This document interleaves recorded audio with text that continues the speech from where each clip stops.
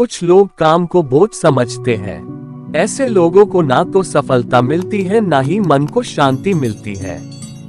हमें अपने काम को बोझ समझकर नहीं करना चाहिए। ये कहानी बोझ उसी के बारे में है। पुराने समय की बात है।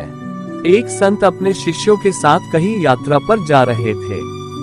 रास्ते में वो लोग एक ऐसी जगह पर पहुंचे जहां कुछ निर्माण कार्य चल रहा था। संत ने देखा कि उस जगह पर कई मजदूर पत्थरों को तराश रहे हैं।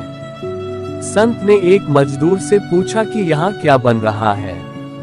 वो मजदूर बहुत गुस्से में था। उसने गुस्से में संत से कहा कि मुझे नहीं पता, आप आगे चले जाइए बाबा।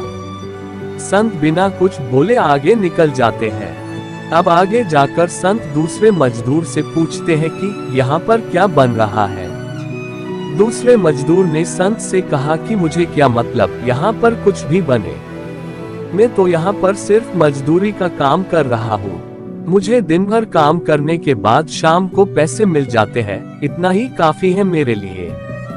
दूसरे मजदूर की बात सुनकर संत वहाँ से आगे निकल जाते हैं। अब संत तीसरे मजदूर के पास पहुँचे और उन्होंने इस तीसरे मजदूर से भी वही प्रश्न पूछा कि यहाँ पर क्या बन रहा है। तीसरे मजदूर ने संत से कहा कि बाबा जी, यहाँ पर मंदिर बन रहा है। हमारे गांव में मंदिर नहीं था, अब हमें पूजा करने के लिए दूसरे गांव नहीं जाना पड़ेगा। संत ने उस तीसरे मजदूर से पूछा कि क्या तुम्हें इस काम में खुशी मिलती है। उस मजदूर ने कहा, मुझे ये काम करने में बहुत आनंद मिलता है। यहाँ पर मंदिर बनने वाला है, इस बात से मैं बहुत खुश हूँ।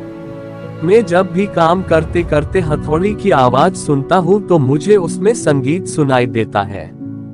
इस तीसरे मजदूर की बात सुनकर संत ने अपने शिष्यों से कहा कि यही वास्तव में सुखी जीवन का सूत्र है। संत ने अपने शिष्यों को समझाते हुए ये भी कहा कि जो लोग अपने काम को बोझ मानते हैं वो हमेशा दुखी ही रहते हैं, और जो लोग अपने काम को प्रसन्न होकर करते हैं वो लोग हमेशा सुखी रहते हैं। हमें अपना काम शांति के साथ प्रसन्न होकर ही करना चाहिए, तभी हमें उसमें सफलता मिलती है।